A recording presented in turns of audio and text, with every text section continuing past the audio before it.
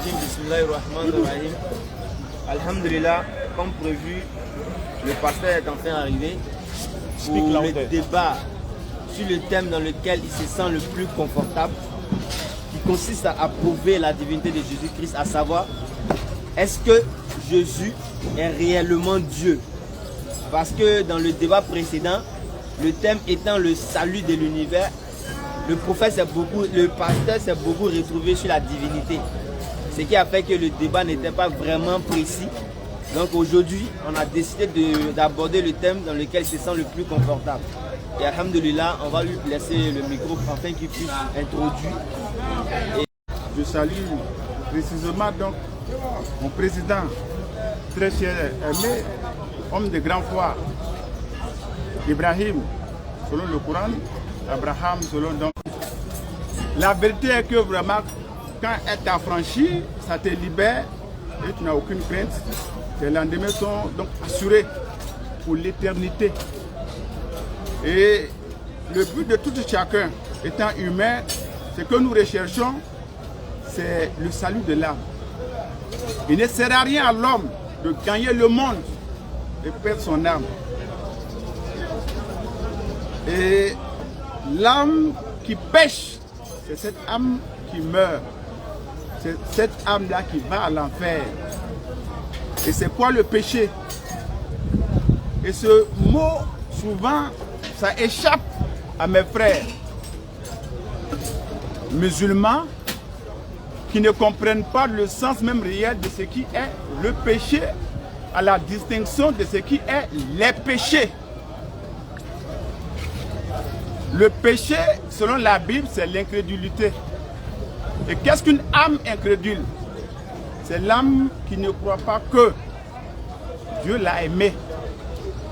Et Dieu l'a tant aimé, et c'est lui qui lui a accordé cette âme. Et l'âme est logée dans un corps. Et le corps est animé par ce qu'on appelle l'esprit. Et le thème qui nous réunit aujourd'hui, qui est la divinité de notre Seigneur Jésus-Christ, quand on parle de ce thème, bien-aimé, si tu n'es pas animé par un esprit ironé, un esprit, les mots, ne croyez pas que c'est trop fort, blasphématoire, un esprit démoniaque, un esprit satanique, tu ne peux nullement discuter la divinité de notre Seigneur Jésus-Christ. Et pourquoi? Quand on parle de Jésus, l'on le voit que seulement de son côté humain. Et pour dire à l'assistance qui m'écoute aujourd'hui, le Dieu que je vais vous présenter aujourd'hui, qui est le salut, il a un nom. Et ce Dieu, il est notre Sauveur Jésus-Christ. Il est 100% Dieu et il est 100% homme. Et cela, c'est difficile par moments. Oui, à comprendre par l'être humain, dans son essence et dans son intelligence naturelle. Et cela est impossible sans le concours de Dieu. Et le concours de Dieu, c'est quoi? C'est pouvoir comprendre que Dieu, notre Seigneur Jésus-Christ, il est celui-là même qui est la parole de Dieu. Il est celui-là même qui est le commencement de toute la création. Par toutes ces dimensions, si Dieu me le permet, pour le temps que j'aurai, je vais décortiquer donc en cela en 3 points. À savoir ce qu'il est. D'abord, avant d'être Jésus, Dieu dans un corps, né d'une femme qu'on appelle Marie, mort ressuscité et vivant, qui vit au siècle des siècles, qui viendra chercher donc tout croyant qui croiront en son nom et qui garderont donc leur foi en son nom. C'est mon intro. Et je vais donc étayer cela en 3 phases. La naissance de Jésus, d'abord existence, sa préexistence, son existence, sa mort, sa résurrection et son retour. Sur ce en intro, si mon temps est encore là, voilà les 3 points que donc je vais essayer de développer pour mes 10 minutes à venir. La naissance de ce Dieu Jésus, son humanité, vivre au milieu de nous et sa mort, sa résurrection. Le temps nous permettra de revenir. Merci.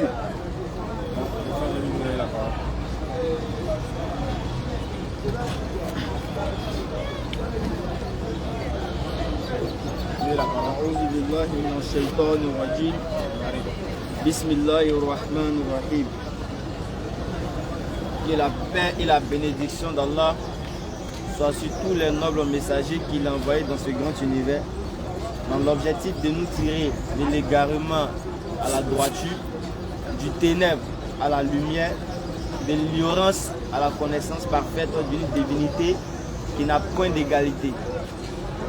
Ce soir, nous allons déjà avant tout, je remercie ces personnes-là même qui ont décidé de par leurs préoccupations de se débarrasser de tout ça et faire de leur présence un moyen d'assister à ce débat. Et je remercie aussi le pasteur Ouattara d'avoir accepté le débat, parce qu'après notre précédent débat, ça n'a vraiment pas été facile pour lui d'accepter un nouveau débat avec moi. Mais si aujourd'hui il l'a fait, c'est que je suppose qu'il a de nouveau des preuves les plus évidentes pour prouver la divinité de Jésus-Christ. C'est vrai que ce thème de la divinité de Jésus-Christ est de nos jours beaucoup banalisé. Parce qu'on se dit en fait que c'est le thème le plus simple et facile à traiter. Mais en réalité, en même temps que le thème il est facile à traiter, il est aussi d'une importance capitale. Parce qu'il s'agit du plus important, de la base ou de la raison pour laquelle Dieu a envoyé ses messagers. Comme Jésus l'aurait dit dans Matthieu 12, à partir du verset 43 et plus, il dit Dieu, voici le grand commandement. Tu adoreras le Seigneur ton Dieu et lui seul. Il dit c'est en cela que dépendent la loi et les prophètes. C'est-à-dire, la voix des prophètes se justifie par la connaissance d'un Dieu unique sans associé. La loi se justifie par la connaissance d'un Dieu unique sans associé. Et lorsque les Juifs ont posé la question à Jésus-Christ de connaître c'est quoi le plus grand des commandements, Jésus a dit, écoute Israël, ton Seigneur, notre Dieu est l'unique Seigneur. Les Juifs ont posé cette question dans l'optique de pouvoir déterminer la véracité de la mission prophétique de Jésus-Christ, savoir s'il est réellement de Dieu. Et cette question-là, c'est ça qui devrait permettre comme un filtre ou un moyen de déterminer la crédibilité de Jésus-Christ. Et quand il a répondu sur l'unicité de Dieu, les Juifs ont répondu, bien qu'ils étaient contre lui et qu'ils cherchaient à le piéger, il les a eux-mêmes retourné leur propre piège. Et vous savez la réponse des Juifs, c'était quoi? Maître, tu as dit avec vérité que Dieu est unique. Et Jésus dit que l'unicité divine est mieux que même si en fait, c'est plus grand que les sacrifices des holocaustes. C'est-à-dire, peu importe l'action que tu feras sur la terre comme adoration, ça ne pourra jamais valoir le fait d'avoir en toi, dans ton cœur et dans tes pratiques, la connaissance d'un véritable Dieu. Et c'est la base. Nous allons dans le Coran Karim, Allah dit ceci dans la sourate 23 à partir du verset 116. Que soit exalté Allah, le vrai souverain, pas de divinité en dehors de lui, le Seigneur du trône sublime. Et quiconque, Allah dit, quiconque invoque avec Allah une autre divinité sans avoir la preuve évidente de son existence. C'est-à-dire, avant d'adorer une entité, il faudrait avoir la preuve évidente. Et je pense que le pasteur nous fera sortir aujourd'hui la preuve évidente en question. Celui qui adore une entité sans avoir eu la preuve évidente aura à rendre compte à son Seigneur. En vérité, les mécréants ne réussiront pas. Et ce verset se trouve dans la Bible aussi, dans Deutéronome chapitre 8, verset 19, où la Bible nous dit ceci. Si tu oublies l'Éternel, ton Dieu, et que tu erres après d'autres dieux, si tu les sais et te prosternes devant eux, je vous déclare formellement aujourd'hui que vous périrez. L'Éternel dit, celui qui va laisser lui l'Éternel pour aller auprès d'autres dieux, qu'il sache qu'il va périr. Et nous ne voulons pas que les hommes comme nous périssent. Raison pour laquelle on les appelle à l'adoration du Dieu d'Abraham, du Dieu de Moïse, du Dieu de Jésus-Christ et du Dieu de Muhammad sallallahu alayhi wa sallam, qui n'est rien d'autre que Allah. Qu'Allah nous donne la bonne compréhension et qu'il fasse que les paroles que nous allons dire ce soir ne se limitent pas qu'à nos oreilles, mais que ces paroles-là aient pour destination nos différents cœurs après avoir médité sur les paroles d'Allah subhanahu wa ta'ala. Qu'Allah nous donne la bonne compréhension. Je pense que mon heure est arrivée. Nous allons permettre au pasteur de réellement faire sortir des preuves évidentes. 5 minutes. Inch'Allah, qu'Allah nous donne la bonne compréhension. On va aller au développement. Très bien. Le développement, vous avez 10 minutes. 10 minutes. Merci, modérateur. Merci. C'est pas dans mes habitudes soit pour parler de mon grand Dieu, c'est quand je me tiens debout que je me sens encore plus fort, que je deviens comme un legs. C'est ce que je disais en intro, mon Dieu que je veux vous présenter, il est vivant. Mon Dieu que je veux vous présenter, il a un nom. Et je crois bien que ce qui fatigue mon jeune frère donc qu'en face, c'est l'appellation du mot Dieu. Il ne connaît pas vraisemblablement sans aucun autre orgueil Dieu. Quand on dit Dieu, ça, il faut que tu écoutes, tu prêtes l'oreille. Tu as pris Deutéronome 6, le verset 24, où Dieu va dire à son peuple, selon donc son serviteur Moïse, que le Coran appelle Moussa. Écoute Israël, l'Éternel, votre Dieu est le seul vrai Dieu unique. Or donc si l'Éternel est le vrai Dieu unique, c'est que évidemment il y a des faux dieux qui ne sont pas uniques, qui sont pluriels. Et ça, on appelle ça ceux qui adorent plusieurs dieux, polythéistes. Et le polythéisme a existé avant de ce qui est. L'absolu de la prophétie ne sonne pas selon Zacharie 9.9 dans l'Ancien Testament que je vais lire. De mon Dieu que je vais présenter, qui est Jésus, qui a existé avant d'être. Zacharie 9.9 nous dit quoi? Je n'ai pas de lecteur. Et c'est un débat fraternel d'échange. On va se permettre le temps comme ça. Donc je suis avec le temps.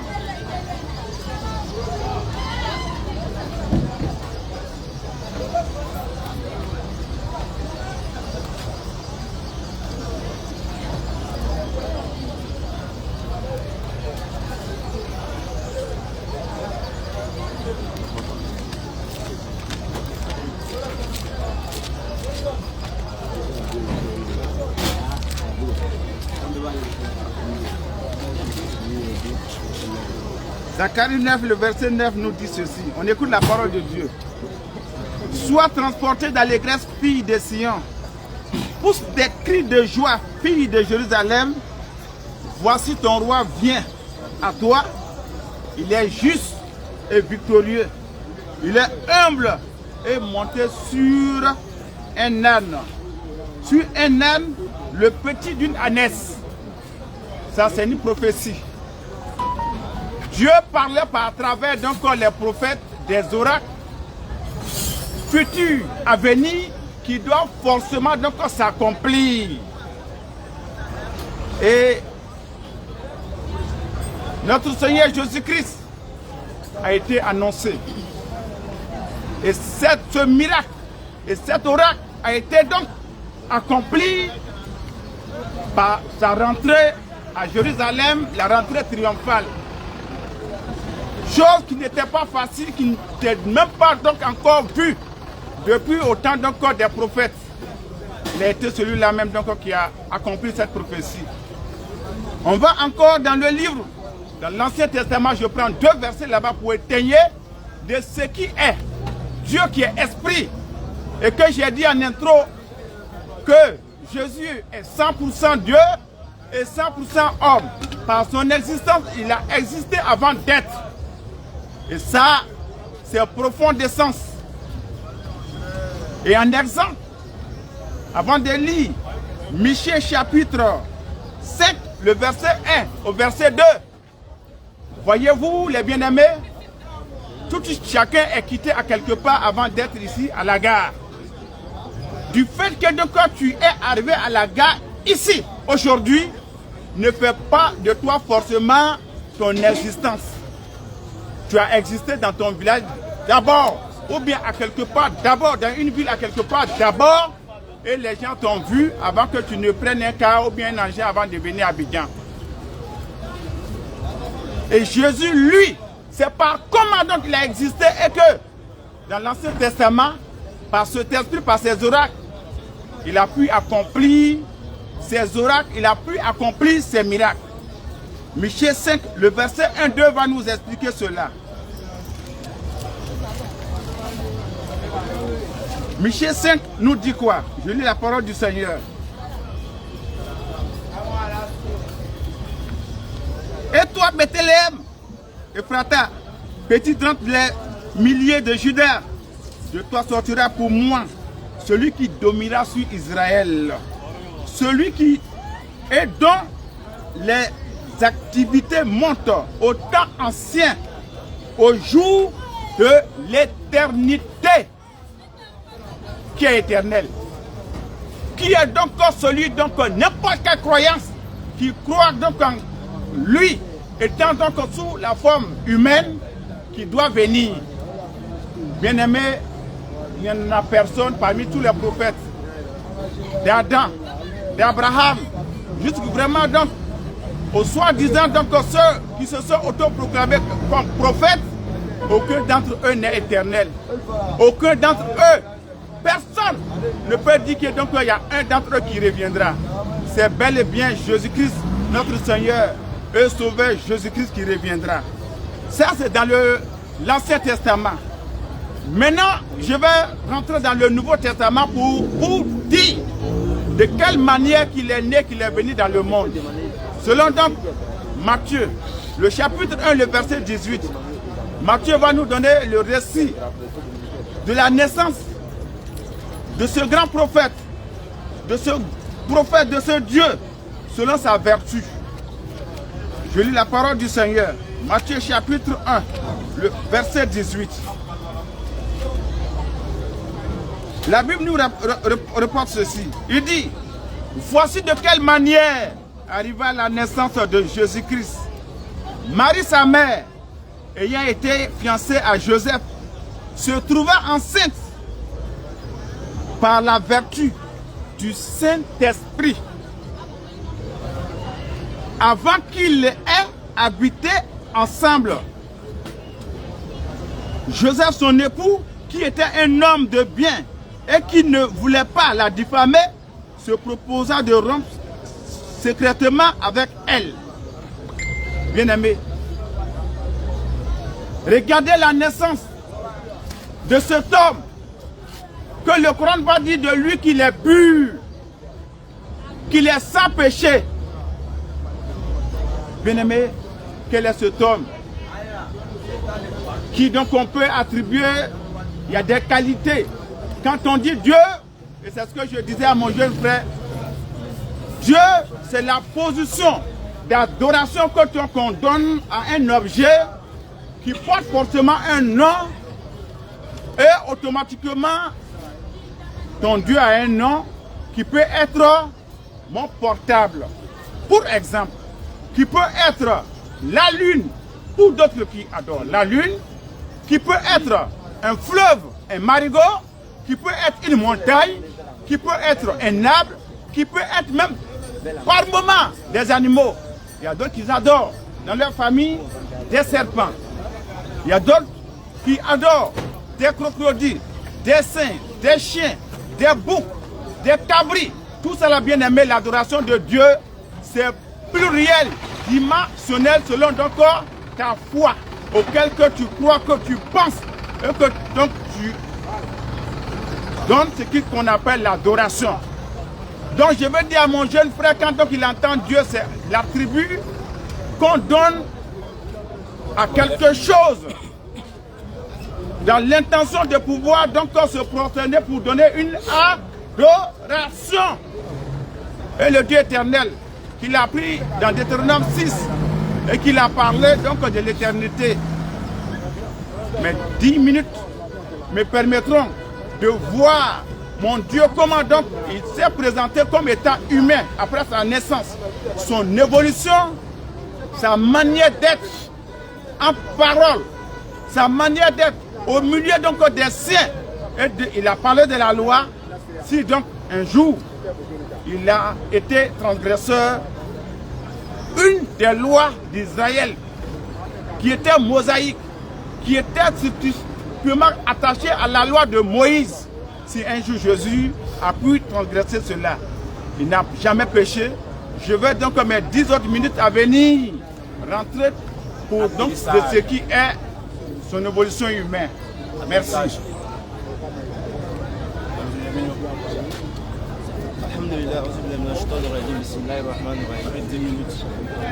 Comme je l'ai dit, c'est toujours un plaisir pour moi d'avoir un débat avec mon pasteur Ouattara. Parce qu'en réalité, je ne me vois pas en tant qu'un adversaire, mais plutôt un enseignant. Un enseignant de la Bible vis-à-vis des pasteurs. Parce que le constat que nous avons fait, c'est que ces personnes qui sont toujours en attente du Saint-Esprit fait qu'ils voient toujours de l'amalgame dans les versets bibliques. Ils n'arrivent pas à cerner. Et à chaque fois qu'on les enseigne, ils ne tardent pas à oublier les enseignements. Nous allons d'abord aller sur la base du propos de notre pasteur. Le pasteur dans son introduction a dit ceci, que j'ai cité des versets et il a pris l'exemple de Deutéronome 4.6, parlant de 4.6, parlant de l'unicité divine. Parlant de l'unicité divine. Il veut me corriger, ce n'est pas 26, c'est 4.6. Parlant de l'unicité divine. Et là, il nous dit que si quelqu'un adore un seul Dieu, le véritable Dieu, c'est qu'il est dans la vérité. Mais celui qui adore plusieurs dieux, c'est un polythéiste, il est dans le faux. Mais ce seul Dieu qu'on adore là, c'est le même Dieu qui a été connu depuis le début. C'est-à-dire c'est le même Dieu qu'Adam a adoré. C'est le même Dieu qu'Abraham a adoré. Tous les prophètes sans exception ont adoré. Papa a pris Zacharie chapitre 9, verset 9, pour parler de toi Bethléem, tu n'es pas la moindre vie, pour dire que un homme Sion, de Sion sortira un enfant, tout ça là. Par contre, quand tu fais référence à la naissance d'un être humain, ou bien de ton Dieu, en fait c'est la description de la naissance de son Dieu, il est en train de donner comme cela la promesse de la venue de son Dieu, par le biais d'une naissance biologiquement humaine. Comment tu peux me décrire toi ton Dieu, me faire comprendre que ton Dieu viendra par le biais d'une femme? Alors que la Bible te dit dans Genèse chapitre 1 à partir du verset 12 que Dieu a créé les êtres humains et toutes les espèces. Et ces espèces se reproduisent selon les semences. Et les mêmes espèces. C'est-à-dire, quand tu donnes un coq avec une poule, ne pourront jamais reproduire un être humain. Ils vont reproduire des poulets. Un humain ne va jamais, une femme et un homme ne vont jamais mettre au monde un singe ou un animal. Forcément des êtres humains. Donc un être humain n'aura pour produit ou de reproduction un être humain qui a les mêmes conditions et les mêmes circonstances de vie que lui. C'est clair et net. Donc quand tu vas prendre l'exemple de la naissance de Jésus-Christ par Marie, tu dois comprendre par là que Marie mettra au monde une quantité de même espèce qu'elle. Sinon Jésus n'est pas sorti différemment. Est-ce que Marie, avant d'enfanter Jésus-Christ, elle n'a pas connu les mots de vente comme les femmes qui ont accouché l'ont pas connu? Je vais me parler de la Bible, je vais te recaser très rapidement tout ça. Vous voyez, donc soyons clairs et nets sur les versets. Il allait prendre Michée 5 et il a dit, mais qui est d'éternité? Il s'est attardé sur le verset pour nous faire comprendre que Jésus est. Et il pose la question, qui est d'éternité si ce n'est Dieu? D'accord. Nous, ma Bible, nous ne sommes pas compliqués, on va juste aller sur le verset et lire la suite.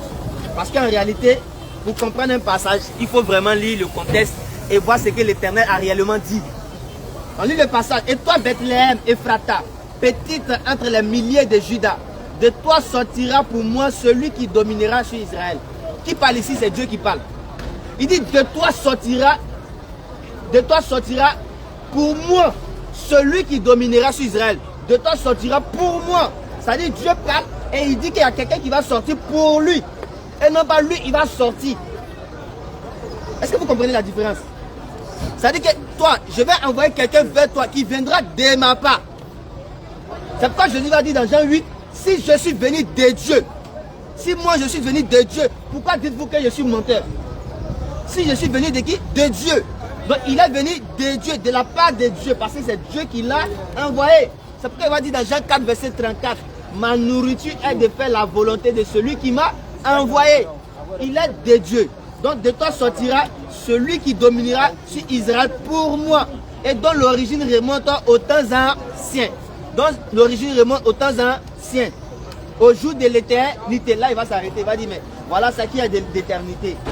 Pasteur, n'as-tu pas vu Jérémie chapitre 1, verset 5, où l'Éternel a dit à Jérémie, avant même que je ne t'eusse conçu dans le ventre de ta mère, je t'avais déjà consacré prophète.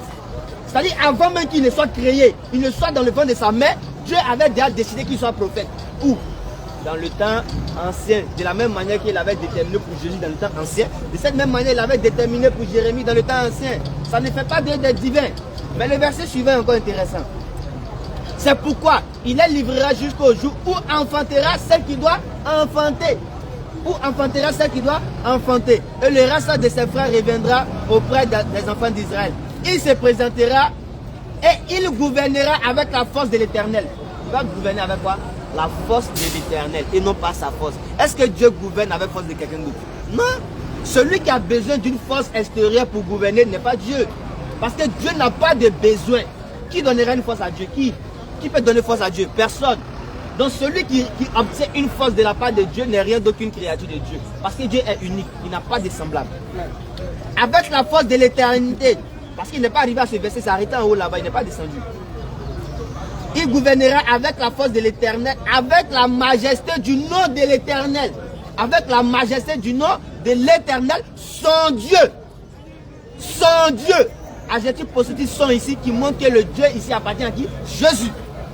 Son Dieu. Parce que pourquoi tu n'as pas lu le verset 6 où ils ont dit que Jésus a un Dieu? La force, avec la force de quel Dieu il va gouverner. Pourquoi tu n'es pas arrivé à ce verset là? Donc s'il te plaît, reviens dessus et explique-moi pourquoi la Bible dit qu'il viendra gouverner avec la force de son Dieu. Tu m'expliques ce passage. Quand on me donne la bonne compréhension, il y a encore des minutes. Ok, suffisamment de minutes. Je pense que c'est le verset qu'il a donné. Je pense qu'il a démonté ces versets. J'espère attendre de nouveau des versets qui va donner, qui auront la force de me prouver que Jésus est réellement Dieu. Vous voyez, depuis on ne fait que chercher un verset pour montrer que Jésus est Dieu, mais n'en trouve pas. Mais je vais vous prendre un verset et vous allez comprendre quelque chose. Je vais prendre 1 Timothée, chapitre 2, verset 5. Car il y a un seul Dieu. La Bible dit dans 1 Timothée 2, verset 5, car il y a un seul Dieu et aussi un seul médiateur entre Dieu et les hommes. Jésus-Christ, homme. Jésus-Christ, homme. La Bible a dit de Jésus qu'il est homme. Le passé, il a dit Jésus est 100% Dieu, 100% homme. Nous avons vu ici qu'il a dit que Jésus est 100% homme. Mais on n'a pas encore vu de verset où il est 100% Dieu. Donc, on conclut que Jésus est 100% homme, 0% Dieu. La Bible a dit de lui qu'il est homme, il n'est pas Dieu, pasteur. Regarde quelque chose, papa, si on appelle de Dieu, il y a la parole de l'Éternel. Jésus dit ceci, dans la Bible, dans Jean chapitre 11, verset 45. Lorsqu'il a ressuscité Lazare, les gens étaient là, ils les regardaient. Après avoir fait le miracle, beaucoup de personnes se sont déplacées pour venir le voir. Quand il a vu la foule qui les regardait, vous savez ce qu'il a fait, papa? Il a levé sa tête au ciel. Jean chapitre 11, verset 42 et plus. Il regarde le ciel et il dit, Père, je fais tout cela, c'est-à-dire tous les miracles que je fais là. Je fais tout cela afin qu'il croit que c'est toi tu m'as envoyé. Regardez l'inquiétude de Jésus-Christ. Il était tellement inquiet. De peur que les gens, au travers du miracle qu'il fait, les gens puissent le prendre pour Dieu. Il avait peur de ça. Il était inquiet pour ça.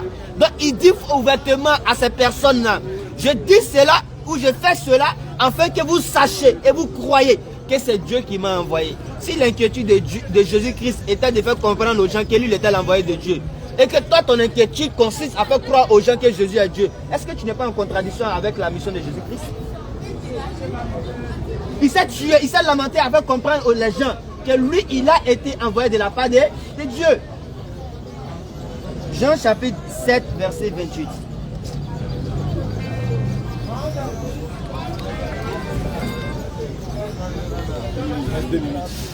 Jésus enseignant dans le temple s'écria, vous me connaissez et vous savez d'où je suis.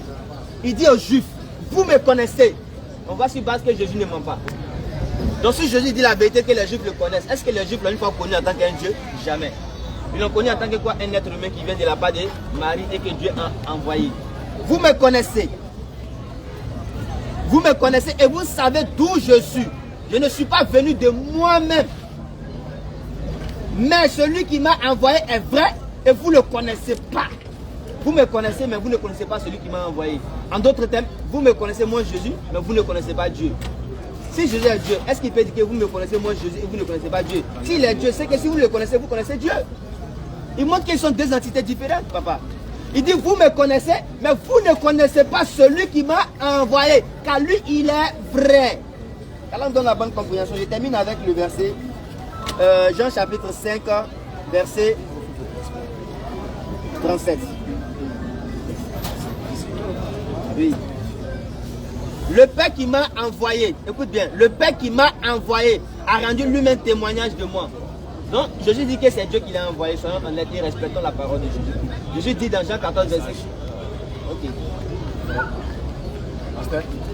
Vraiment, merci, mon frère.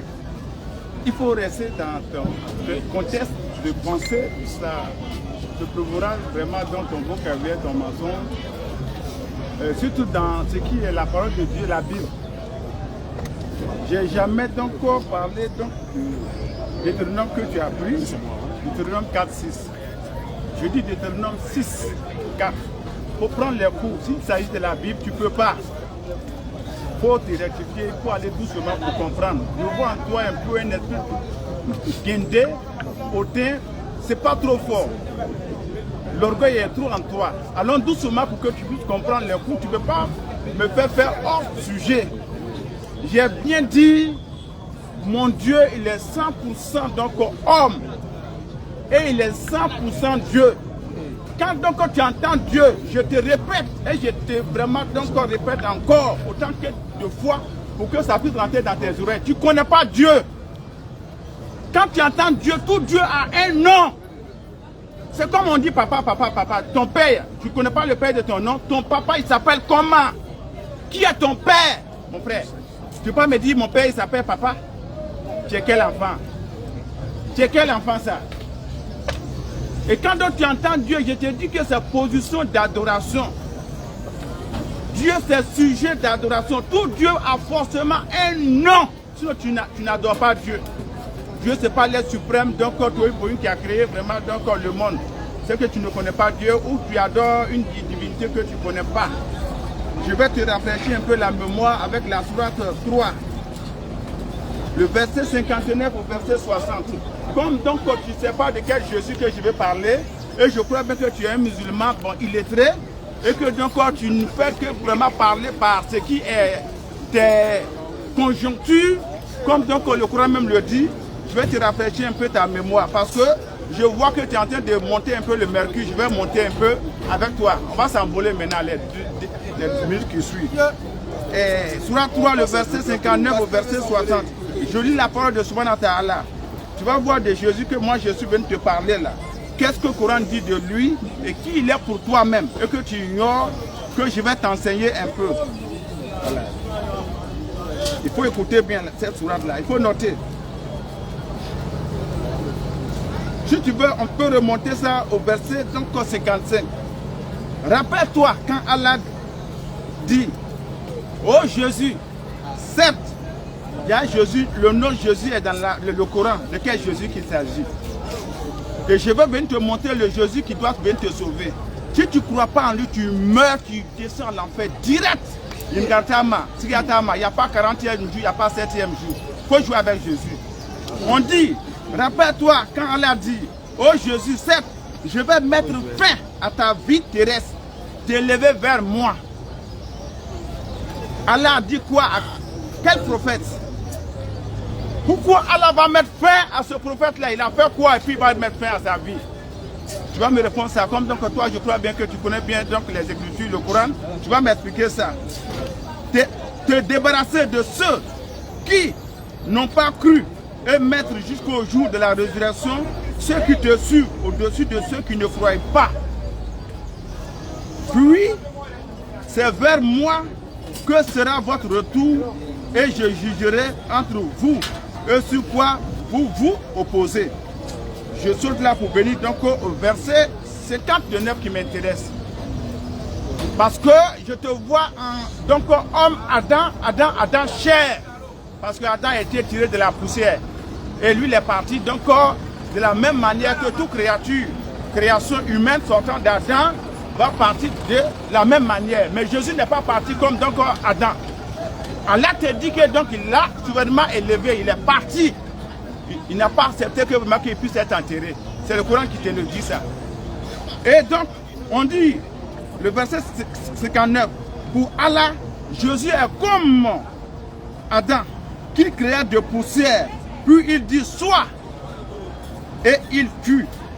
Bien aimé, Jésus n'a pas été, ça c'est une erreur. Jésus n'a pas été créé comme donc le second Adam de la poussière. Parce que tu vas voir dans la sourate Mariam, sourate 19, on va te dire, c'est la parole que Allah a envoyée à un ange, je paraphrase par rapport au temps, pour venir donc transmettre à Marie, la Vierge Marie. Est-ce qu'on t'a dit que donc Jésus a été créé comme Adam, rectificatif? Tu vas me donner vraiment la signification de cette sourate-là. Je viens maintenant donc dans la Bible pour ne pas sortir de moi-même pour t'enseigner qui est donc ce Jésus homme, ce Jésus Dieu qui donc t'attend pour le retour, pour que tu te convertisses, pour que tu crois, tu naisses de nouveau. Sinon tu ne peux pas comprendre les Écritures, tu ne peux pas comprendre la Bible. Maintenant je vais prendre Nombre. Dans le livre de Nombre, Nombre 23 verset 19, tu vas comprendre quelque chose là, que notre Dieu il ne ment pas, il ne peut pas mentir. Et toi tu es en train donc commencer déjà à faire ce qui est ton père. Tu mens. C'est pour ça que quand tu vois que donc je ne veux pas débattre avec toi parce que tu ne dis pas la vérité. Sourate Nombre 23, le verset 19 dit quoi? Dieu n'est point un homme pour mentir, ni le fils d'un homme pour se repentir. Ce qu'il a dit, ne le fera-t-il pas? Ce qu'il a déclaré, ne l'exécutera-t-il pas? La prophétie de Dieu est inouïable. Ce que donc Dieu a dit, ça va être. C'est ce qui va être. Dieu avait prévu que toi et moi on allait se voir sur donc, la terre des mortels. Mais on va parler de quoi? On va parler de tous les prophètes. Mais du prophète qu'on doit s'intéresser à lui, c'est notre Seigneur Jésus-Christ de Nazareth, le sauveur de l'humanité tout entier. Car Dieu a tant aimé le monde qu'il a envoyé son Fils unique afin que quiconque croit en lui ne périsse point mais qu'il ait la vie éternelle. Je reviens encore en intro, même si je n'ai pas pu finir. C'est mon frère, il aime bien la parole, on aura l'occasion de se donner encore le temps. C'est un thème qui me tient parce qu'il y a le salut dedans. Je reviens maintenant donc de comment il est né de Marie et de quelle vertu. Il n'est pas né comme donc le second Adam, tiré de la terre, de la poussière. Jésus est né de l'Esprit de Dieu. Deutéronome nous dit, selon la parole de Dieu, Dieu est éternel.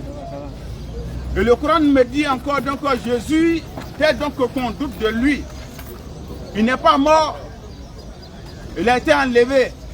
Et on dit Jésus, il est où? Quand tu vas te poser cette question.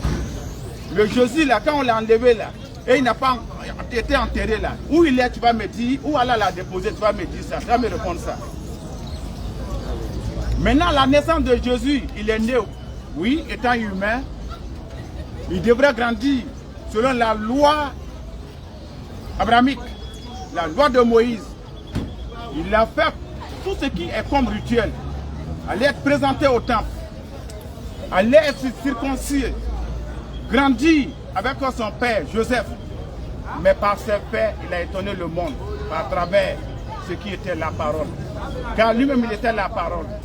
Car Dieu étant la parole fait chair maintenant, donc tu vas voir le commencement. Et je veux te dire, mon frère, qu'il y a un seul commencement. Et le commencement, c'est la Genèse chapitre 1. Le Genèse chapitre 1 nous dit quoi? Au commencement, Dieu a créé. Et Jean 1 nous dit quoi? Et voici encore Jésus. Il va nous dire, au commencement était donc quoi? La parole. Et la parole était qui? La parole était donc Dieu. Qui est donc Dieu pour toi? Dieu, c'est ta parole. Toi et ta parole, bien-aimé, j'aurai encore mes 10 minutes bénies pour éteigner ta parole, tu meurs. Tu mourras de tes mensonges, tu seras jugé selon ce que tu dis. Ta parole qui est vraie, tu meurs dans ta vérité logique, tu seras jugé selon donc ce qui donc tu as pu prononcer comme jugement sur ta vie. Il reste combien de minutes? Il reste encore 2 minutes. 2 minutes, c'est beaucoup. C'est beaucoup. Donc cette parole-là, elle a grandi au milieu de nous, pleine de grâce. Et elle était la lumière du monde. Et cette lumière-là, les siens l'ont rejetée. Et ceux qui l'acceptent aujourd'hui, pour mes 10 minutes à venir, c'est cette lumière que je porte aujourd'hui, en cette forum devant toi, mon frère. Et je crois bien que tu vas vraiment recevoir cette parole lumière qui est la frappe à nous. Comme tu lis le Coran donc que tu lis. C'est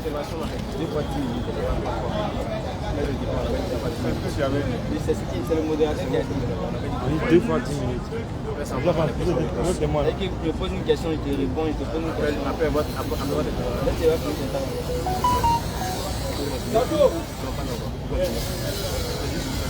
C'est grave. Vous voyez, les débats sont intéressants et quand ça commence, on va vite. Si vous voulez, on peut prendre une dizaine de minutes. On va rester 5 minutes, 5 minutes. C'est qu'on va prendre 5 minutes. Je vais rentrer au moins dans la savoir, ça On va développer ça sur 10 minutes. Après 7 minutes, on va prendre 5 minutes.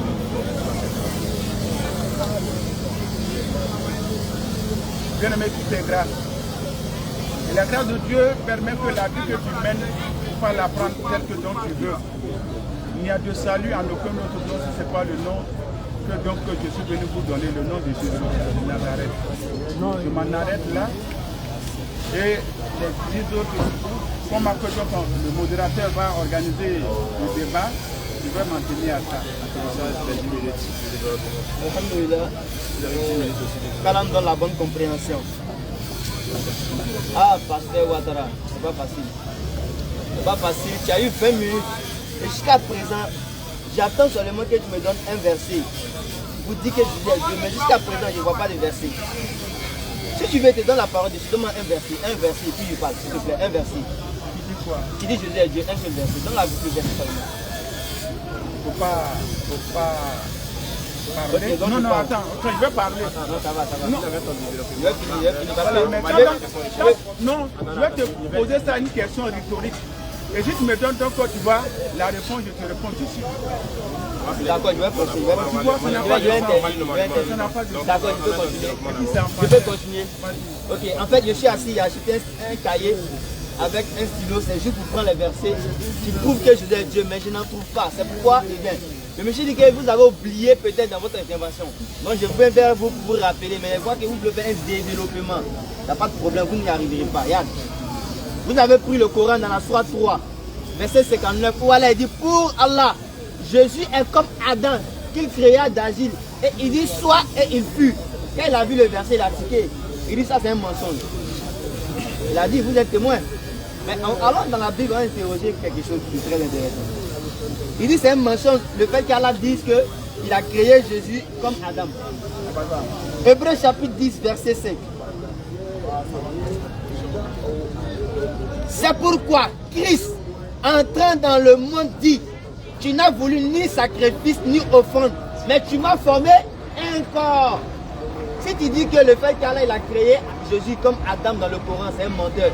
Que dis-tu de la Bible lorsque Jésus lui-même dit de sa propre bouche que tu n'as voulu ni sacrifice ni holocauste, mais tu m'as formé un corps. Quand on dit former un corps, c'est quoi? Dieu a créé Adam, qu'est-ce qu'il a fait? Il n'a pas formé le corps d'Adam. Est-ce que Dieu n'a pas formé le corps d'Adam? Il a formé son corps. Donc quand Jésus dit tu m'as formé un corps, cela vient confirmer le verset d'Allah dans le Coran Karim où il dit qu'il a créé Jésus comme Adam. Donc si tu traites le Coran de menteur, automatiquement admets aussi que la Bible est menteuse. Mais avant d'y arriver, il a dit quelque chose d'important aussi. Il dit, le Coran dit non, Allah il a élevé Jésus-Christ. Il dit, me pose la question de savoir, quand Allah il a élevé Jésus-Christ, il est où? C'est ça la question, non? Ta question, tu veux savoir où est-ce que Jésus est lorsqu'Allah l'a élevé, non? Moi, je vais aller dans la Bible avec toi. Dans 2 Rois, chapitre 2, verset 10. tu demandes une chose difficile. Élie dit, tu demandes une chose difficile. Mais si tu me vois pendant que je serai enlevé d'avec toi, cela t'arrivera ainsi. Sinon, cela n'arrivera pas. Comme il continuait à marcher en parlant, il continuait à marcher en parlant. Voici, un char de feu et des chevaux de feu les séparaient l'un de l'autre. Il marchait avec Élisée, son fils. L'un et l'autre. Et Élie monta au ciel dans un tourbillon. Élie faisait quoi? Monta au ciel dans un tourbillon. Élisée regardait et criait, mon père, char d'Israël et sa cavalerie. Et il ne le vit plus. C'est-à-dire qu'il est monté au ciel, il a disparu jusqu'à aujourd'hui, personne ne sait où il est. Mais je te dis, de la même manière, la Bible dit qu'Élie a été monté au ciel, c'est de cette même manière que le Coran dit que Jésus a été élevé au ciel. Donc si tu veux chercher où Jésus se trouve, trouve d'abord où se trouve Élie dans la Bible et là-bas tu trouveras où Jésus est. Tu vois que c'est pas compliqué, non? Merci. Maintenant, là j'ai combien de temps? 3 minutes. Il me reste encore 7 minutes. J'ai même pas de verset de la part du pasteur pour montrer que Jésus n'est pas, pour le démonter. Donc là, je suis obligé maintenant de faire l'enseignement. Pasteur, j'ai pas vu de verset où tu dis Jésus est Dieu. Donc je vais te donner l'enseignement clair. Jésus dit ceci dans la Bible. Écoute bien la parole. Ma nourriture, dans Jean chapitre 4, verset 34. Ma nourriture est de faire la volonté de celui qui m'a envoyé. Est-ce que Dieu... Jean chapitre 4, verset 34, parce qu'il n'a pas vu ça. Il faut noter, Jean chapitre 4, tu as oublié de noter ça. Jean chapitre 4, tu as noté? Ok, continue de noter. Jean chapitre 4, verset 34. Arrivez à l'église, vous montrez ça au fidèles aussi. Jean chapitre 4, verset 34. Tu as vu le verset, non? Voilà, il faut marquer. Tu vois, moi j'aime quand le pasteur prend le cours. C'est ça qui fait que j'aime ton affaire, papa. Quand je t'enseigne, tu prends le cours, ça me fait plaisir. Ça me donne le courage de t'enseigner encore. Jésus dit, ma nourriture est de faire la volonté de celui qui m'a envoyé. Dites-moi, selon notre vie ici quotidiennement, qu'est-ce qui est plus indispensable dans notre vie que la nourriture? Si quelqu'un ici pouvait se passer de la nourriture, vous pensez que vous allez avoir le courage de travailler? On travaille pourquoi? Parce qu'on aura faim et on doit assoupir notre faim.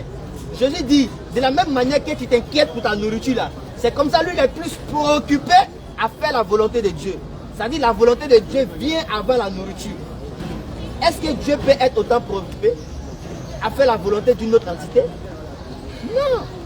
Si Jésus est réellement Dieu, pourquoi il va se préoccuper à faire la volonté d'une autre entité? Pourquoi? Que le pasteur nous aide. La Bible dit dans 1 Corinthiens 11, verset 3. Christ, l'homme est le chef de la femme, et Christ est le chef de l'homme, et Dieu est le chef de Christ. Dieu est le chef de qui? De Christ. Si Jésus a un chef, est-ce que Dieu peut avoir un chef? Pasteur, comment ton Dieu peut avoir un chef? Comment ton Dieu peut avoir un chef? La Bible dit dans 1 Corinthiens 25, verset 28. Après avoir dit que tout lui sera soumis, excepté celui qui lui a tout soumis. Et Jésus lui-même sera soumis à celui qui lui a tout soumis. Ça, c'est pas sur la terre. Sur la terre, tu peux me dire, quand il est venu sous forme humaine, il a pris les caractéristiques et les conditions d'un être humain. Donc, étant dans les conditions d'un être humain, il va se soumettre à Dieu. Mais on te dit, après la résurrection, où il est censé retourner à sa place initiale, c'est-à-dire la place de Dieu, on te dit au jour du jugement, après le jugement, Jésus lui-même sera soumis à celui qui lui a tout soumis. Si sur la terre, il fait la volonté de Dieu, il est soumis à Dieu. Et que dans les cieux, il est aussi soumis à Dieu. À quel moment il est Dieu? À quel moment Jésus est Dieu? Sur la terre, il est soumis à Dieu. Il est soumis à Dieu. À quel moment il est Dieu, pasteur? Ça me fatigue la tête. Non, je te réponds, il sera délivré. Ça me fait plaisir. Ça me fait plaisir. Il y a quelque chose. Dans Jean chapitre 11, Jean chapitre 14, verset 28. Jésus dit, parce que est-ce que vous suivez? Non, si vous êtes occupé, vous allez finir d'abord. Ok, Jésus dit, je vais au Père, car le Père est plus grand que moi. Car le Père est plus grand que moi. Pasteur, le Père est plus grand que moi.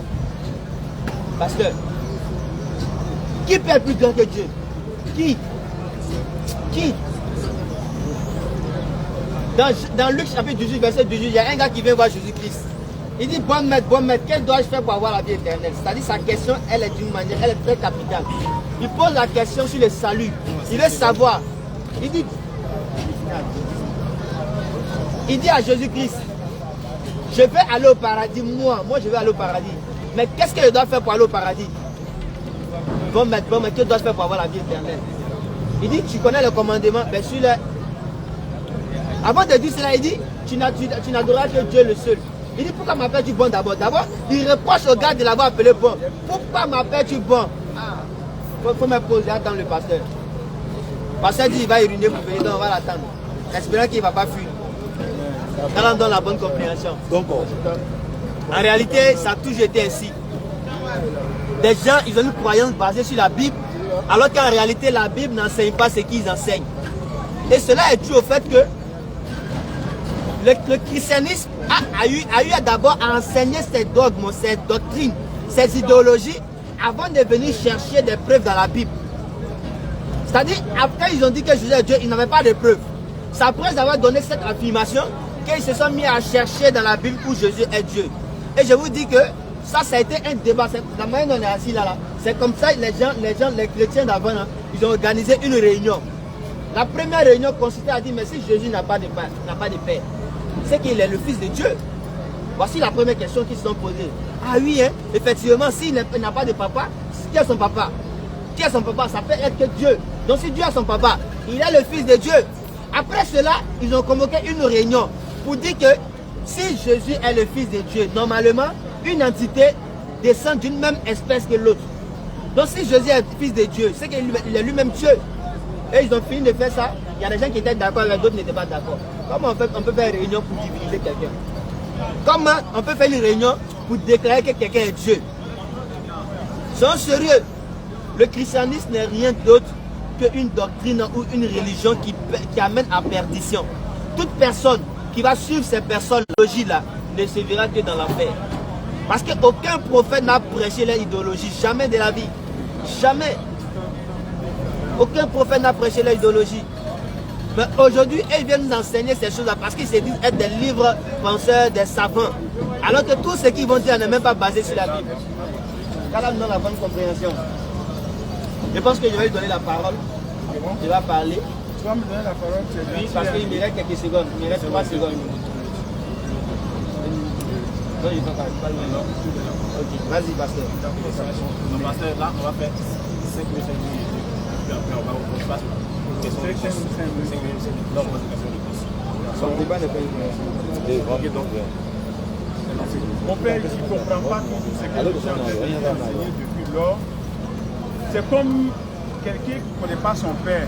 Ce ne serait pas trop fort, mais c'est difficile. Quelqu'un qui a l'amour de son père, la personne de son père, celui qui n'a pas connu l'amour de son père, ce n'est pas pareil. Quelqu'un qui est adorateur de son Dieu, de son fétiche, donc tout ce qui donc, il croit, il met sa foi là-dessus, et celui qui est profane, ce n'est pas la même manière de comprendre les choses. J'ai dit, quand on parle de divinité, c'est quelque chose qui émane donc de ce qu'on appelle l'infini. Quelque chose qu'on ne voit pas, une divinité qu'on ne voit pas, mais on espère, c'est ce qu'on appelle la foi, iman. Je vois le frère, il parle comme quelqu'un qui n'a pas de foi, qui n'a pas d'iman. Tu n'as pas besoin d'aller à l'école pour comprendre que Dieu existe. Avant donc de dire que tu pries, tu crois d'abord que donc il y a quelqu'un, l'être suprême, comme il est en train de le dire, que tu adores. Mais par tes actions, tu crois qu'ils peuvent vraiment donc te pardonner. Mais bien aimé, entre nous, tu peux faire cadeau à quelqu'un que donc tu ne vois pas. Bien aimé, je crois bien que toi, il faut assumer ta foi. Toi, tu es musulman et tu crois en Allah. Et tu crois que donc il y a plus de mérite cotiser, chercher de l'argent pour aller faire vraiment la Mecque, pour aller vraiment donc au pèlerinage. Bien aimé, il faut dire la vérité aux gens. Il ne faut pas t'amuser avec la foi des gens. Moi, je ne joue pas avec la foi des gens. Parce que je suis en train de faire, c'est entre la vie et la mort. C'est l'éternité, c'est le paradis ou l'enfer. Et Jésus est venu pour venir nous accorder gratuitement ce qu'on appelle le salut. Le salut t'amène à comprendre que ton corps, même si tu n'as pas de père et de mère, une fois que tu as existé, Dieu est ton père. Et qui est Dieu? Jésus a dit, il est le chemin, la vérité et la vie. Dit Jésus est Dieu, ça voudrait faire donc un insulte à la parole de Dieu, à l'existence de Dieu. Mon frère, dit, où donc Jésus a dit qu'il est Dieu, Dieu, Dieu. Mais tu dis rien, c'est trop enfantin. Ça ne veut rien dire. Qui toi t'a dit que toi, Dieu existe? C'est ta conscience. Et je vais t'amener dans le livre de ces inconscients. Ceux qui croyaient, qui basaient donc à la loi. On les appelle les pharisiens, les scribes. Ceux-là, eux, ils croyaient plus que quiconque. Dans Jean chapitre 8, à partir du verset 24, 25, 26, 27, et je vais m'en arrêter là pour pouvoir un peu encore redescendre de bon Dieu. Tu vas comprendre? Si tu ne crois pas en Jésus, si donc aujourd'hui Jésus qui vient pour que donc tu ouvres ton cœur, que tu ne crois pas en sa venue, tu meurs, mon frère, tu meurs avec le péché. Jean chapitre, où est l'heure? C'est 5 minutes. Jean chapitre 8, le verset 25. Faut prendre note de ça. Tu vas comprendre qui donc on appelle Jésus, donc de ce qui il est venu dire. Jésus va venir te dire Dieu avant que toi tu ne crois en Dieu. Il dit, c'est pourquoi je vous ai dit que vous mourrez dans vos péchés. Car si vous ne croyez pas ce que je suis, moi Jésus, c'est quel homme qui peut parler aux grands scribes et aux grands pharisiens que donc, si ce n'est pas Dieu, vous mourrez dans vos péchés. Qui es-tu? On lui demande, toi Jésus, toi tu es qui? Et puis toi tu nous dis que moi je vais, nous si tu ne crois pas en toi, toi tu es qui? Et puis on va croire en toi. Bien-aimé, Jésus il est Dieu. Si tu ne crois pas en lui, que tu crois en haute divinité, que tu ne connais pas et que tu espères, il ne faut pas dire que pasteur t'a pas averti. Il ne faut pas dire que donc on a eu un débat ou que donc les anges ont été témoins, la terre a été témoin, le ciel a été témoin. L'esprit est témoin. C'est l'esprit qui vivifie, la chair ne sert à rien. Bien-aimé, le reste que tu fais là, c'est la diversité. C'est en train donc comme que l'amusement. On ne s'amuse pas avec la foi. Tu comprends? Et lui dit-il, Jésus leur répondit, ce que je vous ai dit dès le commencement. Il y a combien de commencements? Qui est celui donc qui a tout commencement? On dit au commencement était quoi? La parole. Jésus est venu comment? On dit Dieu est esprit. Jésus est venu comment? Par esprit. Tu vas vraiment vouloir qu'on te dise donc Jésus est Dieu par quel moyen? Est-ce qu'on peut forcer quelqu'un donc pour devenir ce qui donc Dieu a prévu pour lui? Il y a la prédestination. Il y a des gens que Dieu a prédestinés pour donc déjà le paradis. Et il y a d'autres 5 minutes qui ont été prédestinés s'ils ne se convertissent pas. C'est pas bon. Je m'en arrête là, mon temps est fini. Si tu as question à poser, moi, à vrai dire, tout à l'heure, j'ai posé la question de savoir où est-ce que Jésus est Dieu. Étant sur la terre, il est soumis à Dieu. Yamal Kiyama, il est soumis à Dieu. Dis-moi où il est Dieu. Il dit qu'il va prendre la parole, il va me montrer. Il a pris la parole, il a parlé de la Mecque, du Hajj, on prend l'argent des gens pour aller faire. Bon, si tu veux partir à la Mecque, il faut dire on cherche quelqu'un qui va payer ton billet d'avion, on va visiter. Peut-être on te parle de la divinité, tu t'en parler du Hajj. Ça a quel rapport? Papa. Tu viens de prendre un verset, il dit il ne va pas prendre beaucoup de versets, je vais prendre Jean chapitre 8, versets 24, 25 et 26. Mais le verset 26 là, pourquoi tu n'as pas lu ça? Pourquoi tu n'as pas lu ça? Mais je vais t'aider. Moi en fait, c'est ce qui était toujours dit. Nous, c'est 3 minutes. Moi, il n'y a pas prendre beaucoup parce que, à vrai dire, il n'y a pas, c'est pas le niveau que j'attendais en fait. Pour un débat consistant, c'est pas le niveau que j'attendais. Quand on débat et que vous donnez un verset que vous ne lisez pas, c'est comme si vous voulez manipuler l'esprit des gens. Et moi, je t'ai dit la dernière fois, je fais partie des élèves d'Abdul Majid, la femme 1781, la brigade anti-mensonge. Une fois que tu mets à côté de moi, je t'attrape. Regarde le verset. Le verset 26 que tu as refusé de lire. J'ai beaucoup de choses à vous dire, c'est Jésus qui parle. J'ai beaucoup de choses à vous dire et à juger en vous. Mais celui qui m'a envoyé est vrai. Celui qui m'a envoyé est vrai. Donc Jésus est quoi? Il est l'envoyé du véritable. Il est l'envoyé du véritable Dieu. Il continue. Non. Et ce que j'ai entendu, c'est toujours quand il y a la parole, il pense qu'il a quelque chose à dire après. Mais quand il prend, il ne dit rien. Et ce que j'ai entendu de vous, je l'ai dit au monde, il ne comprit point. Je monte au verset 17. Je retourne pardon au verset 17. Il y a quelque chose. Il est écrit dans votre loi que le témoignage de deux hommes est vrai. Je rends témoignage de moi-même. Et le Père qui m'a envoyé rend témoignage de moi. Je rends témoignage de moi-même. Et le Père qui m'a envoyé rend témoignage de moi. Jésus et le Père ne sont pas pareils. Est-ce que tu comprends? Il est l'envoyé du Père, il n'est pas le Père. Si tu me dis que Jésus est le Père sur la terre, tu mets la parole de Jésus-Christ dans Matthieu en doute. Lorsqu'il dit dans Matthieu chapitre 23, verset 9, n'appelez personne sur la terre Père, car un seul est votre Père, celui qui est dans les cieux. S'il dit que notre Père est dans les cieux et que lui il est sur la terre, encore est-ce qu'il peut être le Père encore?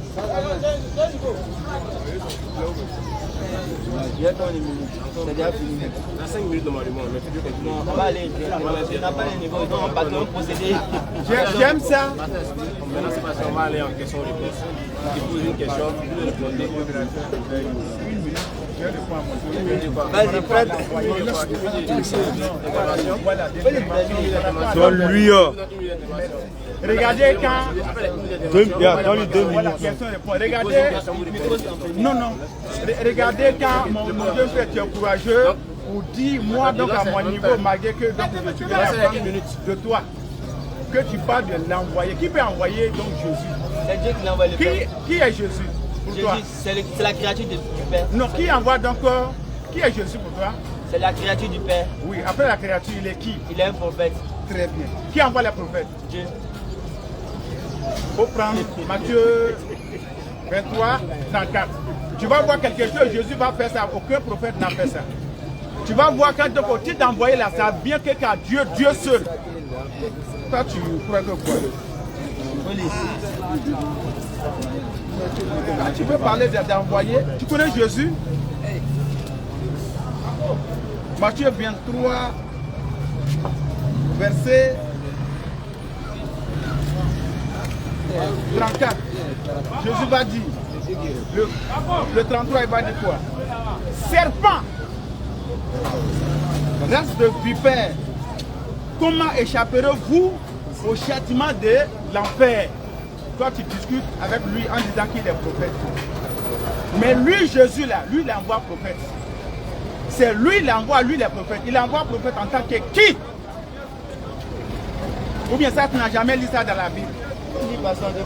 Non, non, il faut lire ça là. Quand tu as parlé d'envoyer et puis donc tu es en train de sauter, il est attrapé là. Tu vas me dire Jésus, il est qui en tant que qui? Si c'est... Merci mon modérateur. Tu es gentil avec moi.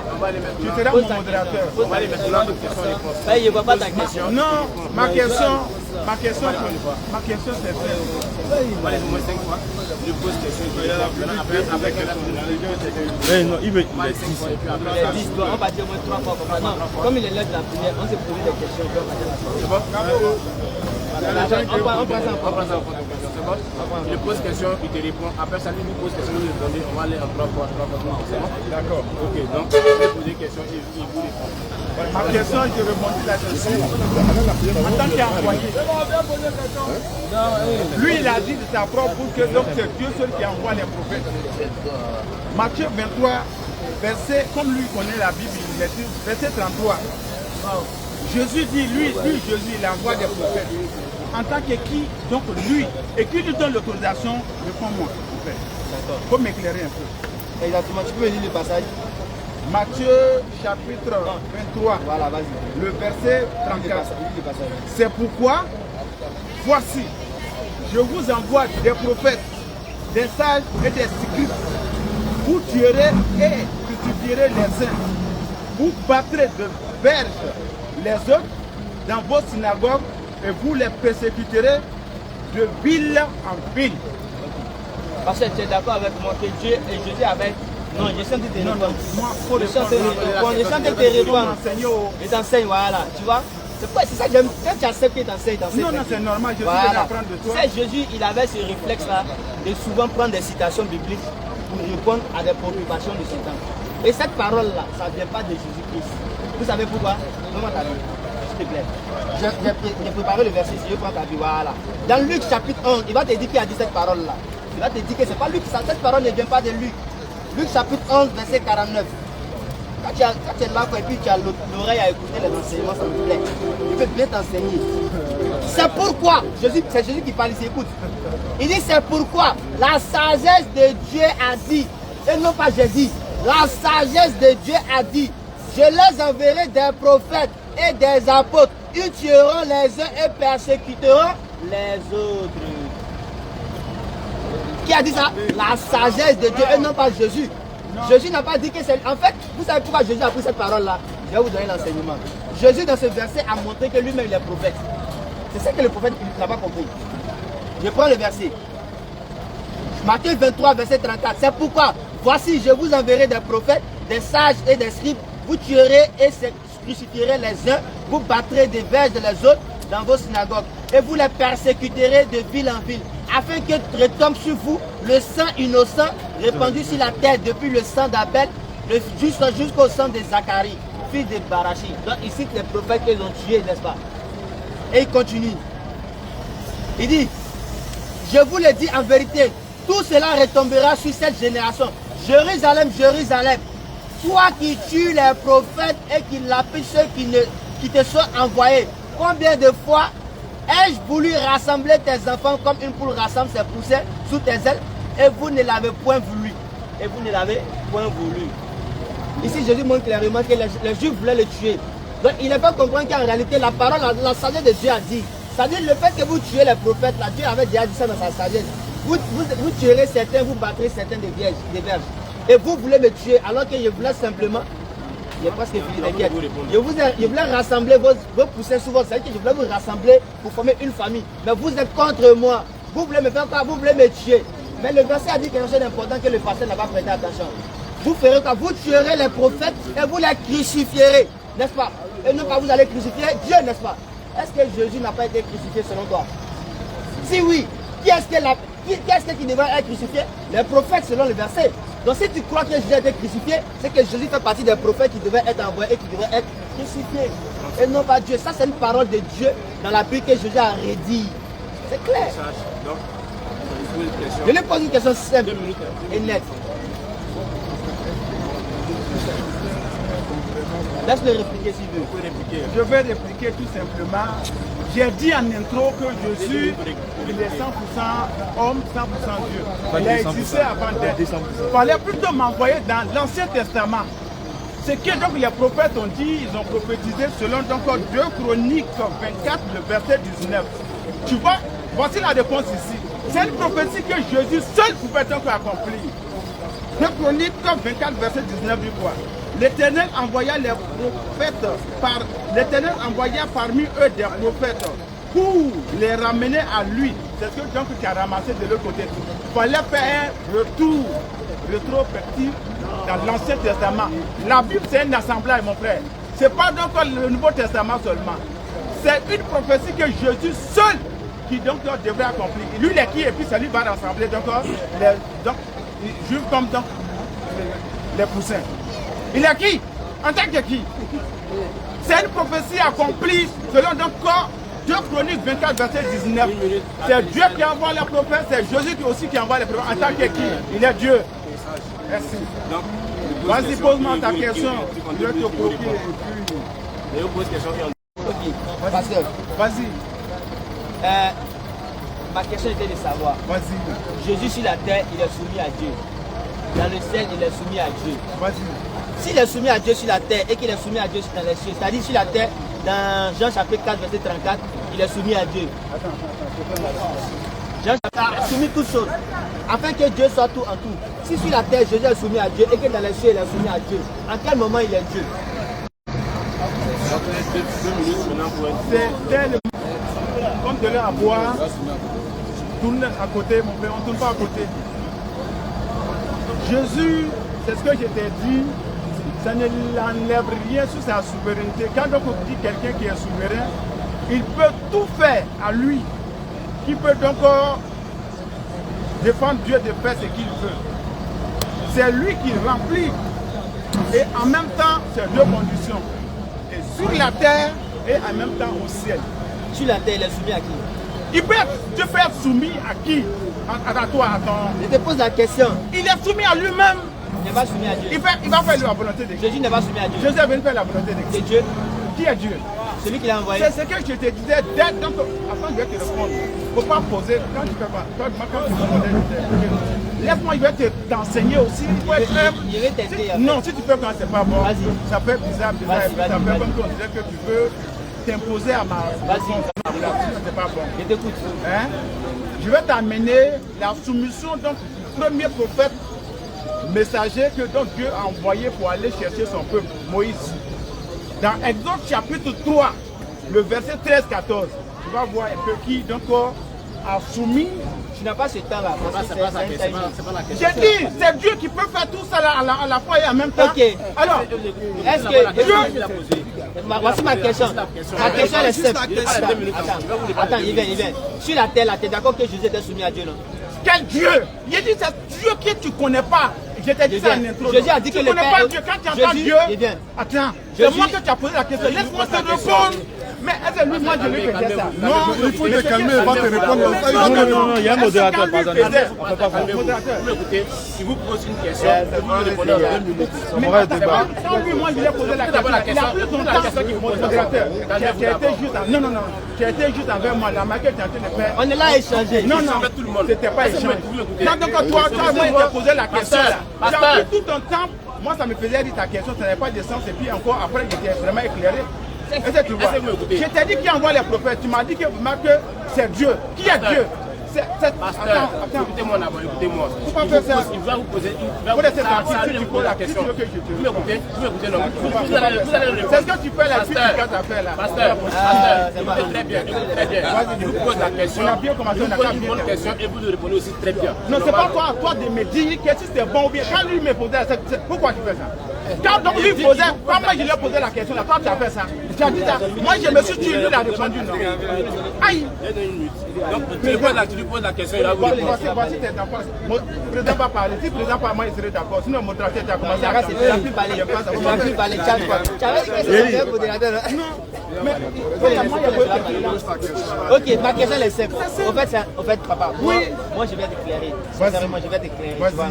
J'ai une ambiguïté et moi je pense que vous avez de l'expérience dans votre église. Vas-y. Donc quand un fidèle vient vers vous et qui pose son problème, Vas-y. expliquez-lui. Vas-y. Jésus sur la terre dit que lui il est sur la terre et que le Père est au ciel. Il a dit ça, non? Vas-y. Maintenant sur la terre là, il dit que lui il est soumis au Père. Maintenant au jour du jugement aussi là, il dit qu'il sera soumis au Père. Vas-y. Et jamais de la vie, la Bible ne dit que le Père est soumis au Fils. Vas-y. C'est le Fils qui est toujours soumis au Père. Donc moi je vais savoir en quel moment le Fils n'est pas soumis. Bon, honnêtement, hein, et objectivement, est-ce que tu crois que Jésus a un père? Oui, un Père spirituel qui est Dieu. Maintenant, biologiquement, non, biologiquement, il n'a pas de père. Écoute-moi, je te Mais réponds. maintenant, toi, tu veux. Pourquoi toi tu fais ça? Maintenant, Non. c'est moi qui te réponds. Toi, tu peux m'enseigner. Bon, Moi, vas-y, toi, tu vas-y. veux vraiment que je t'enseigne. Maintenant, toi, tu veux vraiment. Est-ce que ça peut aller? Ça peut pas aller, Gervino. C'est ça qui est Vas-y, ton vas-y. affaire là. Tu sais que tu peux tout connaître depuis que tu fais tout. Mais Vas-y. tu fais exprès maintenant. Vas-y. Tu es un élève rebelle. Tu peux pas faire ça. Oh. Vas-y, papa. Tu es intelligent, mais tu ne veux pas enseigner ton professeur comme ça. C'est pas comme ça. Quand tu entends Dieu, je te reviens encore, je te répète. Quand tu entends Dieu là, c'est pas le nom de quelqu'un. Peut-être tu vois, c'est un attribut. Et Jésus, quand donc tu vois là, il a 3 formes de dimensions. Si je peux t'expliquer ça, tu ne peux pas comprendre. Dieu, je te dis qu'il a existé avant d'être. Quand on dit Dieu là, Jésus, il a existé avant d'être. Existé comment? Sous forme d'esprit. Dieu est esprit, qui voit Dieu? Personne ne peut voir Dieu. Mais cet esprit-là va s'incarner maintenant encore par, comme le Coran le dit, en un ange qui est devenu un corps maintenant, fils de Dieu, unique fils de Dieu là, c'est Jésus. Mais il va être soumis à son essence qui est en lui là. Est-ce que c'est l'homme? Donc il n'est pas soumis à qui? Il est dû à qui? Jésus va être soumis à qui? La Bible dit qu'il est soumis au Père. Oh, c'est lui-même le Père. Le fils et le Père, c'est un. Jésus a un enfant, non? Il s'appelle comment? Jésus n'a pas d'enfant. Il s'appelle. Toi tu blasphèmes, ça je ne parle plus avec toi. Subhanallah. Le Père, attends, Subhanallah.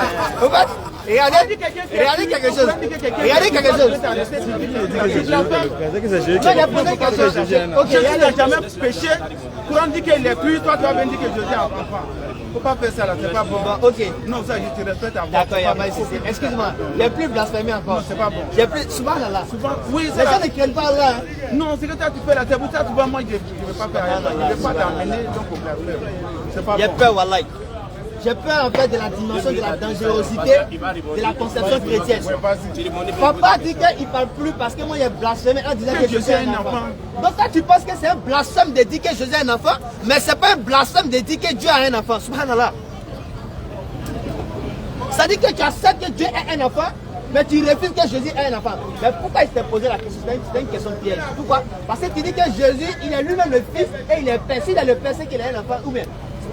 Parce que le père est un enfant. Donc si tu dis que Jésus est le père là, c'est que le père est un enfant. Qui est qui? Qui est le fils, qui est Jésus. Donc si tu dis que Jésus n'a pas d'enfant, c'est qu'il n'est pas le père. Parce que le père est un enfant, Jésus n'a pas d'enfant. Donc ils ne sont pas pareils. Ou bien? Il faut être vraiment d'un autre monde pour pouvoir avoir une conception. Ouais, je dis c'est pas possible. D'accord. C'est une question. Pasteur, c'est ton temps. Mais non, j'ai vu tu commences bien. J'ai fait quoi de mauvais? J'ai fait quoi? Président, il dit il a commencé bien, il essaie de m'atteindre, j'ai fait quoi de mauvais? Moi, la question que je vais te poser, est-ce que toi tu crois que tu es un enfant de Dieu ou bien tu es un enfant de Dieu? Un enfant de Dieu. Bon, je préfère plus la terminologie serviteur de Dieu, mais après, ça ne me cause pas de problème que je sois appelé fils de Dieu. Parce que la Bible dit dans Malachie 2, verset 10, n'avons-nous pas un seul Dieu, un seul Père, n'est-ce pas un seul Dieu qui nous a créés? La Bible a tendance à appeler les serviteurs de Dieu, fils de Dieu, sans pour autant qu'ils soient biologiquement des enfants de Dieu. Donc je peux accepter cette terminologie-là dans le sens où ça me fait serviteur de Dieu. Mais si ça m'attribue un sens de filiation avec Dieu, je ne suis pas avec ça. Est-ce que tu comprends? Voilà. Maintenant, la question que tu dois me poser, c'est relative à la divinité de Jésus-Christ. Et non pas fils de Dieu. Pose-moi une question sur la divinité de Jésus-Christ. Pourquoi tu fais ça? C'est moi qui te pose la question. Maintenant, tu peux me corriger partout. Non, je te donne le thème là, c'est la divinité de Jésus-Christ. Mais je sais pourquoi. C'est moi qui te pose la question. Je sais pourquoi. Je sais comment il va te répondre, non? Si ça te fait ou pas. Mais pourquoi tu fais ça? Non, c'est moi qui dois répondre à ta question, papa. Quand tu poses question là, c'est moi qui dois répondre. Mais il répond là-haut. Est-ce qu'il a besoin vraiment d'encore de... La question que tu as posée là, c'est pas dans le thème, président. J'ai dit, est-ce qu'il croit qu'il est un enfant de Dieu? C'est pas le thème. Le thème c'est est-ce que Jésus est Dieu? Tu peux me donner un verset si avec une Jésus est complication? Dieu, j'ai dit, notre Dieu a des enfants. Moi je suis un enfant de Dieu. Tu es l'enfant de Jésus. Tu es l'enfant de Jésus. Je suis frère de Jésus. Est-ce que tu n'es pas son enfant? Je suis un enfant de Dieu. Mais est-ce que tu es l'enfant de Jésus? Mais Jésus c'est qui? C'est l'élément Dieu. Je suis un enfant de Jésus. Tu es frère de Jésus ou tu es fils de Jésus? C'est ton Dieu. Regarde, mon frère, tu es en train de blasphémer et tu prends ça en direct à amusement. C'est pas bon. Non, ne blasphème pas. Non, ce qu'il fait, c'est pas bon. On ne fait pas ça. C'est un débat sérieux et puis c'est pas sérieux. Si tu ne vois que je ne vais pas débattre avec toi, tu ne vas pas passer la interview. Mais écoute, je ne suis pas méchant dans le propos. Tu t'amuses. Ouais, il blasphème trop. Il dit blasphème. Il s'amuse. Il s'amuse. Il n'est pas sérieux. Non. Quand il fait ça, la main, vraiment, tu me décourages quoi. Non, comme il y a les gens qui me posent des questions. C'est pour ça que je veux que tu n'as qu'à être micro. Faut pas faire ça. Ma dernière question. Tu sais que moi, je t'aime. Non, moi, je t'aime plus que toi, mais je t'aime là. Mais tu fais mal. Je te pose une dernière question. Il est venu. Faut t'approcher ici. Sinon, je voulais au moins te répondre. Si tu vois que Mais c'est toi qui poses question, c'est moi qui réponds, c'est pas toi qui réponds. si je t'ai posé question, Mais ta question n'était pas dans le thème, excuse-moi. je vais t'aider. Non, écoute-moi, tu n'as pas compris. Ta question n'était pas dans le thème. Toi, tu es casse-tête, toi. Ça, c'est une question. Oui. Je vous ai posé une question qui est très simple. Qui? Non, c'est pas la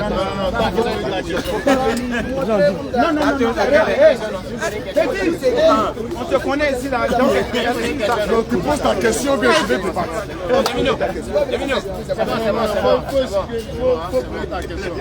La question, moi, ma question, vous me montrez c'est qui Jésus est Dieu. C'est la Bible, la divinité de Jésus-Christ. Jésus est Dieu. Moi, je vais me montrer, je ne peux pas mes parents. Quand elle voit C'est que si tu montes, tu vas à l'église. voilà. Moi, je dis, moi, je suis un chrétien, mais je ne peux pas d'église. Mes parents voient l'église. Ça ne veut pas dire que moi, je suis un chrétien. contre lui. Moi, je ne vais pas la personne. Tu vas pas les dire. Parce que tu es déçu. Non, je ne suis pas déçu. Quelque chose. Voilà. La question, c'est tu peux au pasteur pour lui demander qui te montre dans la Bible un verset où Jésus dit même qu'il est Dieu. C'est ça? C'est ça la bonne question.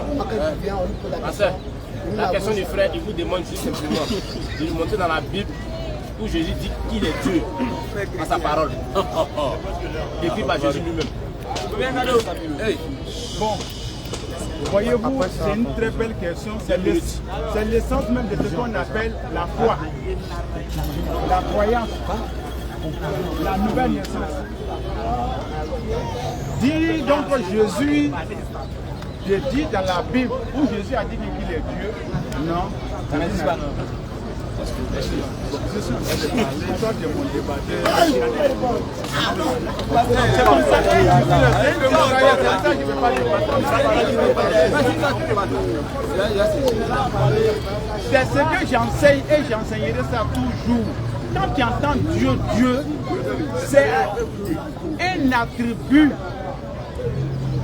Les attributs, ce sont des qualités qu'on attribue à quelqu'un. Toi, tu t'appelles Gervino. Est-ce que tu es Gervino? Tu as les... Hein? Chez Gervino, vous êtes homonyme, mais lui, il est footballeur. Il n'est pas ce Gervino footballeur. Mais Gervino ne veut pas dire footballeur. Bon, j'ai dit Gervino qu'on a connu. Ça, bon, tu vois, lui, c'est ça. Mon fils, non, on ne répond pas ça comme ça tant que donc, Dieu même ne t'agit pas. Actuellement, nous tous, on est perdus dessus, on est Dieu. On est dominés tous par ce qu'on appelle le péché, l'égarement. Et chacun cherche Dieu à sa manière.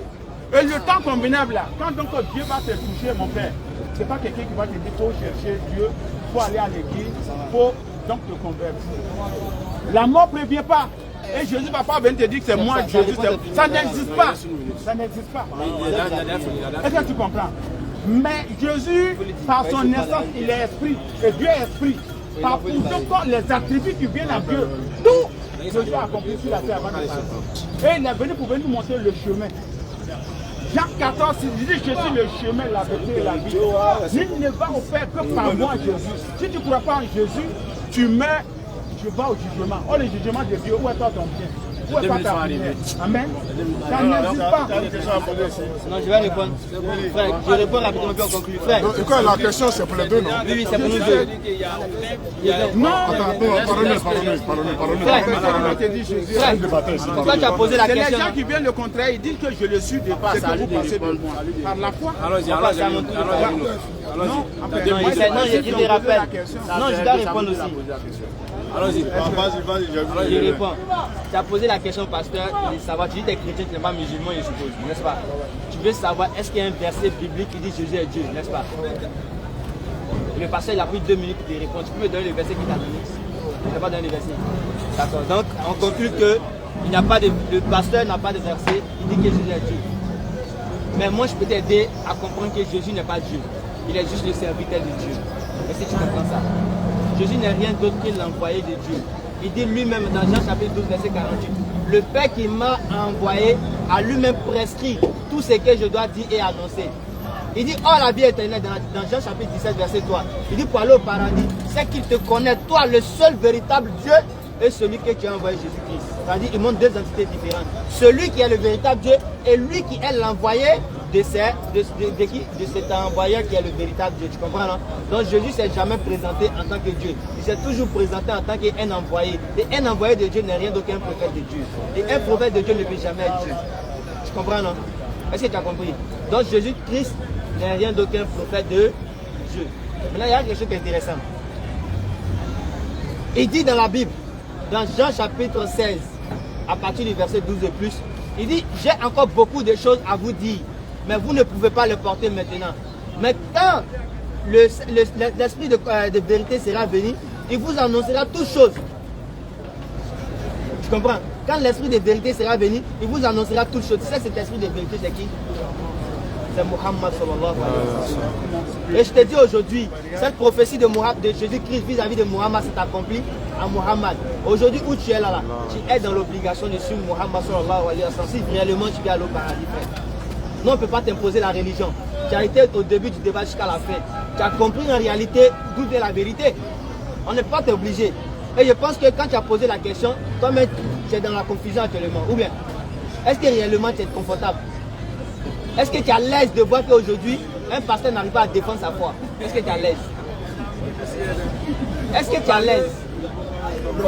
Tu n'es pas à l'aise, non? Tu n'as pas donné la réponse, n'est-ce pas? C'est-à-dire qu'on te fait croire que Jésus est Dieu et tu rencontres un pasteur aujourd'hui, tu lui demandes la preuve, il ne te donne pas la preuve. Tu es choqué ou pas? Tu es choqué, non? Parce que ça n'existe pas. Le christianisme n'a jamais enseigné quelque chose qui est vrai. La crucifixion de Jésus-Christ est fausse. Jésus n'a jamais été envoyé pour un Ivoirien. Jésus n'est pas le Fils de Dieu, engendré par Dieu, jamais de la vie. Jésus n'est pas Dieu. La mort de Jésus sur la croix ne peut pas te sauver. La Bible n'est pas la parole de Dieu. Frère, où tu es là? La seule chose qu'il peut te proposer, c'est de devenir musulman. C'est tout ce qu'il peut te proposer, sans te contraindre. Je ne te contrains pas, je te propose d'être musulman. Si réellement tu as une inquiétude pour toi, si réellement tu veux être sauvé, si réellement tu veux adhérer au paradis, frère, viens à l'islam. Est-ce que tu aimerais embrasser l'islam? Je te pose une question. Est-ce que tu aimerais embrasser l'islam? Hein? Donc tu peux être musulman. Mais qu'est-ce qui t'empêche d'être musulman ce soir? Ça va bien qu'il attend. Il n'y a pas encore fini sans de parler. Donc de les laisser. Pour débattre avec toi, je te dis que tu es différent des autres. Bon, vraiment, moi, je. Vraiment, merci pour le débat.